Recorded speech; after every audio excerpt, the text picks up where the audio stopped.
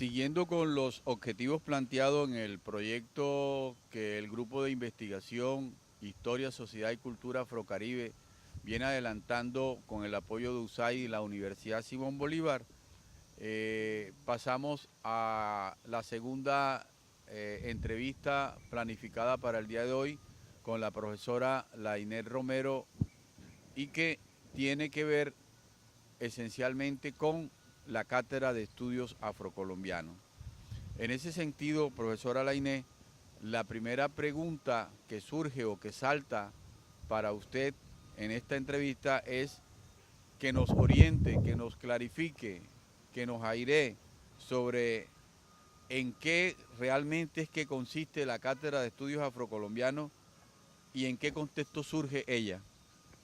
Eh, Mucho gusto, profesor Dolcey, de estar compartiendo con usted este espacio, un espacio que nos va a permitir dar a conocer aspectos relacionados con la Cátedra de Estudios Afrocolombianos, también algunos aspectos de la educación y todo ello con la finalidad de que contribuya con construir procesos identitarios en las comunidades afros. La Cátedra de Estudios Afrocolombianos surge como una necesidad dentro de la gran diversidad colombiana. La población colombiana está constituida por un gran mosaico cultural, racial y étnico, y siglos atrás no habían sido tenidos en cuenta las minorías, sino en un gran alto porcentaje todas las consideraciones se hacían en torno a los grupos mayoritarios. En virtud a esas circunstancias, las minorías étnicas hacen sus reclamos, se organizan, surgen movimientos de protesta y como una de esas respuestas en Colombia surge la Cátedra de Estudios Afrocolombianos, que es en sí un conjunto de temas y actividades relativos con la cultura propia de las comunidades afro, para que las poblaciones mayoritarias conozcan el aporte, el legado que las poblaciones afrodescendientes han hecho a la construcción de la nación y al desarrollo económico, social y cultural de nuestro país. ¿En qué momento surge? Pues después de estas grandes luchas y después de ser emanada la Constitución Política de 1991, donde en su artículo 7º proclama que el país colombiano, que la población colombiana es multiétnica y pluricultural, en virtud a ello surge la Ley 70 de 1993 y el Decreto 1222 de 1998, que la establecen de carácter obligatorio para todo el sistema educativo colombiano, donde se ofrezcan los niveles de preescolar, básica primaria, básica secundaria y educación media. En términos generales, profesora Lainez, ¿cómo podríamos definir a la educación o a la etnoeducación afro? Bueno, otro proceso que es paralelo a la creación de la Cátedra de Estudios Afrocolombianos es la etnoeducación. Y la etnoeducación se da para los grupos que han sido denominados legalmente en nuestro país como minorías étnicas, donde se encuentran la población indígena, la población afrodescendiente, raizales, palenqueros y negros que habitan el territorio colombiano y la población rum. En sí la etnoeducación es una educación especial para estos grupos, una educación que tenga en cuenta su cosmovisión, su lengua, sus tradiciones ancestrales, su cultura, con el fin de que cada una de esas manifestaciones culturales que tienen gran importancia en el desarrollo histórico de nuestro país se puedan conservar, no se pierdan, estos pueblos mantengan su identidad cultural ante tantas manifestaciones foráneas que están haciendo mella de estas culturas ancestrales. Usted ahorita nos decía pues que es un programa que va encaminado a las minorías étnicas. ¿No considera usted que es complicado o es problemático el concepto de minorías étnicas? ¿Será que realmente estos pueblos o estas etnias que usted ahorita mencionó son minorías? Muy bien, profesor. Me agrada esta pregunta porque es una de las situaciones en la cual nosotros como grupo hemos discutido, hemos analizado y tenemos algunas apreciaciones que de pronto difieren mucho de lo que establece las leyes colombianas. Las leyes colombianas, y ya comentaba anteriormente, la Constitución Política de 1991, en muchos de sus artículos establece que la población afrodescendiente en el territorio colombiano, que los indígenas que cohabitan el mismo territorio y la población rum se le han denominado como población minoritaria, grupos minoritarios. Pero para nosotros, siempre que hacemos referencia a este término de población minoritaria, la ponemos entre comillas, porque no estamos de acuerdo en eso de minoritaria. Si hacemos un análisis poblacional, demográfico, en números no es tanto la minoría. De pronto la minoría se ve muy relacionada es con la participación de los miembros de estas comunidades en procesos directivos, en procesos administrativos, en dirección del Estado. ¿Y por qué se ha dado esta situación históricamente? Porque ha sido una población que ha sufrido el peso de la discriminación, que ha sufrido el peso de la segregación, y han sido pocas las opciones de desarrollo y de educación. Ha sido mucha la lucha que se ha dado para que algunos miembros de estas comunidades puedan destacarse y abrirse espacios en los campos administrativos, directivos y altos cargos en las diferentes esferas nacionales. Bueno, ya usted nos ha explicado qué es la Cátedra de Estudios Afrocolombianos, cuándo surge, en qué contexto surge e incluso rápidamente la definió. Ahora quisiéramos saber cómo, de qué manera se puede llevar la Cátedra de Estudios Afrocolombianos a las escuelas, a los colegios, al sistema educativo, porque según las estadísticas que hemos venido analizando, son pocos los colegios en Colombia que vienen desarrollando la Cátedra de Estudios Afrocolombianos. Entonces queríamos saber de qué manera o cómo en el quehacer diario de las instituciones educativas colombianas se puede implementar o se debe implementar y con qué herramientas y de qué manera metodológicamente, curricularmente se puede implementar esta cátedra. Estamos frente a una problemática de gran envergadura, porque son muchas las legislaciones que han surgido en torno a la Cátedra de Estudios Afrocolombianos y en torno a la etnoeducación. Vemos que a partir del 91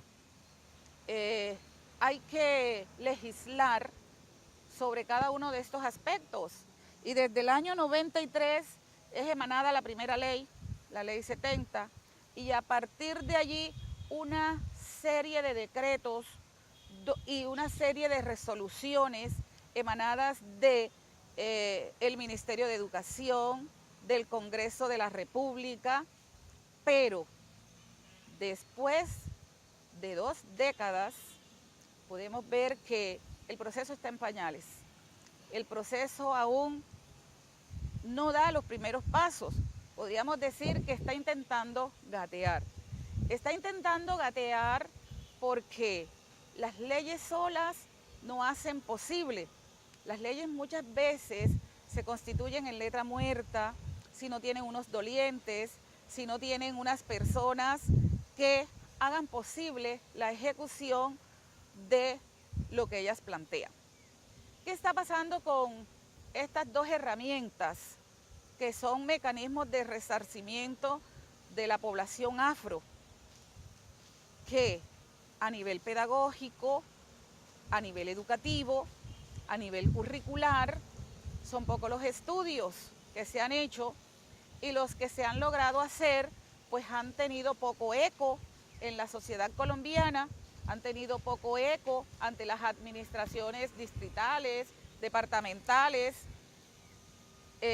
poca acogida. Hay muchas restricciones para que sean posibles. Cuando conversamos con profesores, con profesoras, en el área de ciencias sociales, el área para la cual fue creada como una asignatura la Cátedra de Estudios Afrocolombianos, encontramos que los profesores, una de las cosas que alegan es la carga académica, que no hay un espacio donde colocar la cátedra. Y otra de las situaciones que sale a relucir es que no tienen materiales, es que no hay formación para asumirla. Sin embargo, la legislación colombiana carece el carácter de obligatoriedad a través de leyes, pero hasta el momento no. Nosotros como grupo, uno de nuestros empeños ha sido la parte educativa, ha sido la parte pedagógica. ¿De qué manera?